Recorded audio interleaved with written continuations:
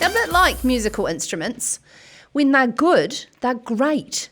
And when they're ratchet, they're horrid. Kind of like our milk prices. How was that for a segue, Julia? That's a nice segue. I like it. I like it. Thank I you. actually grew up with a brother that's a drummer, so I can actually relate. He's a very good drummer, but it's still painful. Oh, good. Well, I'm glad he was good, but he started off somewhere, didn't he? Like Yeah, what, he with did. the rulers on the dinner table? On the I on assume. the Tupperware containers and the pots, Ah, that must have driven your mother mad. all of us. Hey, now first up, we're explaining the relatively new, as I learnt today, it's only been around, what, a year, the future milk price options took over from, what was it, the guaranteed milk price from Fonterra. Yeah. Now tell us what happened first when they first came out, farmers' attitudes to it, and this latest oversubscription, sort of standing in the dole queue with the handout. Shouldn't say like that, but Well, I mean, when they first came out, it was split. Like it's really hard to generalize because I think there was a number of people that really seen the value of them and been able to fix in their margin, and then there were a number of people who felt that they were unfair, and so they actually got voted out. And so then the volatility and things in the market continued. It didn't go away, and then people asked for Fonterra to step up and support them with hedging some of their prices. And this came about with their with their fixed milk price at the moment. But I mean, the open futures market's been around since 2010. so, but basically, we're talking about $6.32 a kilo in April, massively oversubscribed. But I understand it's still a very small percentage of people that can sign up to this sort of supply contract. Yeah, so I mean, obviously, you need to be supplying Fonterra to start with, and there's a couple of other companies that have come in with it as well. But look, it's people are wanting to lock in their margin.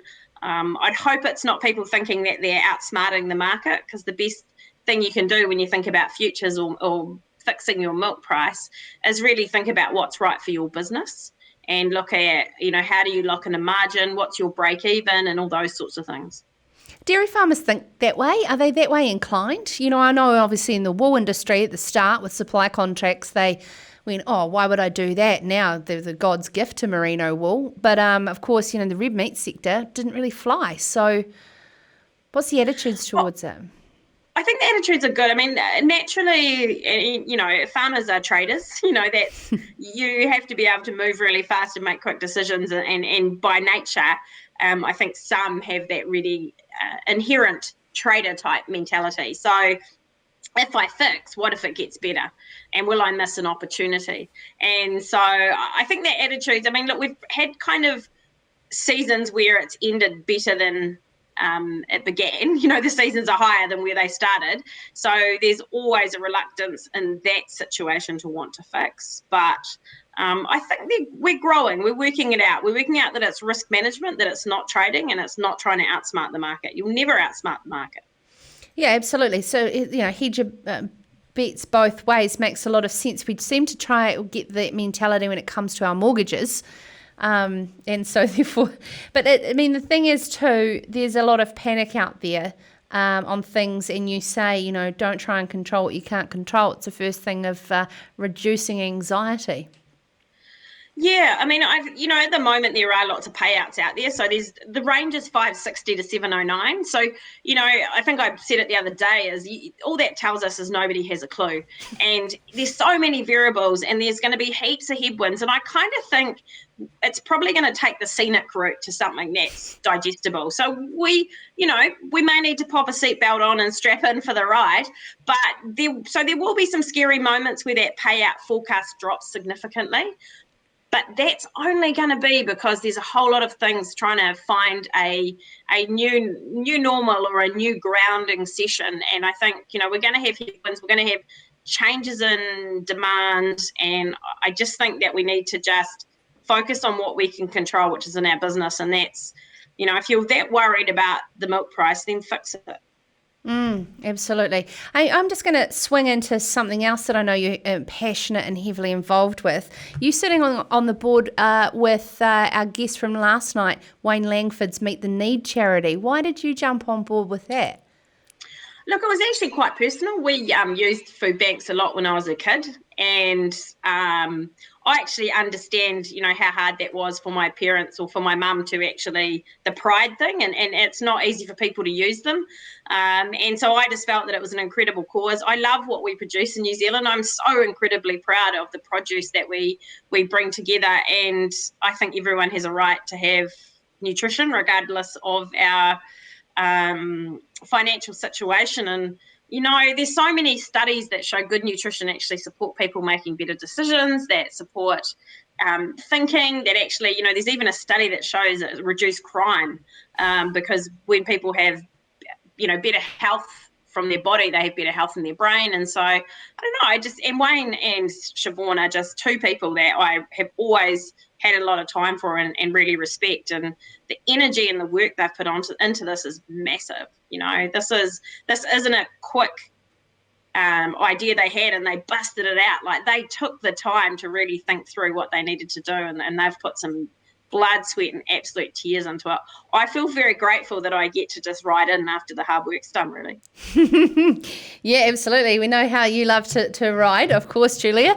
Hey, but on that, you are such at the forefront advocate for the future of our food and farming here in New Zealand, and positioning ourselves as a value-added, focused vision in New Zealand. Tell me the importance, though, of why we need to look after our own in this process. I think it needs to build part of our story. So our story offshore is health. So what we actually produce in New Zealand is health food. We're actually connecting consumers offshore with health, and we can't. New Zealand's actually like number 2 for obesity. We have 183,000 kids, which will be exponentially higher now, living in poverty.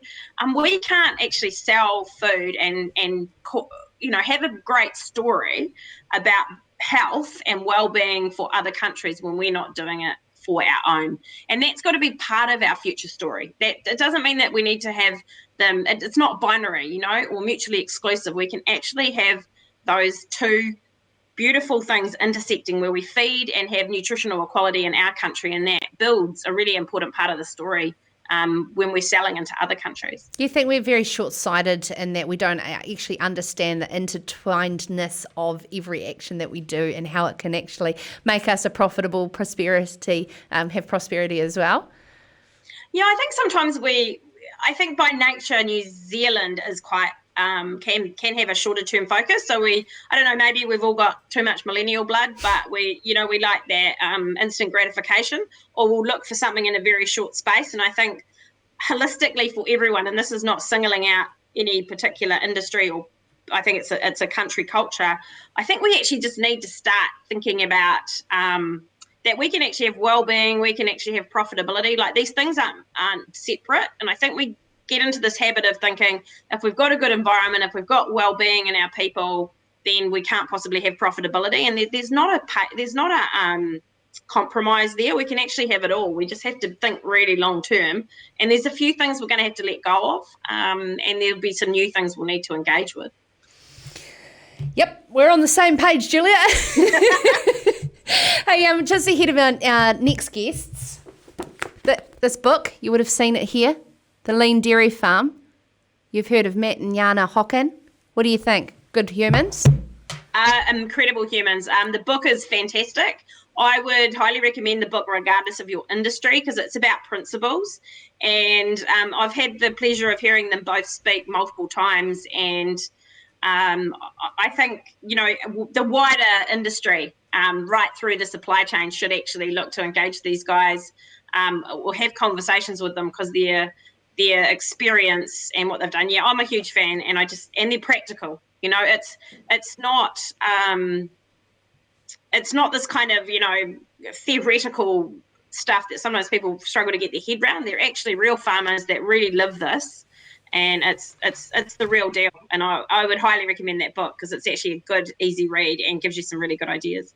Thank you so much, Julia Jones. It's been too long before I had you on Sarah's Country, and we will not leave it this long between drinks again, my friend. Thank you. This is Sarah's Country.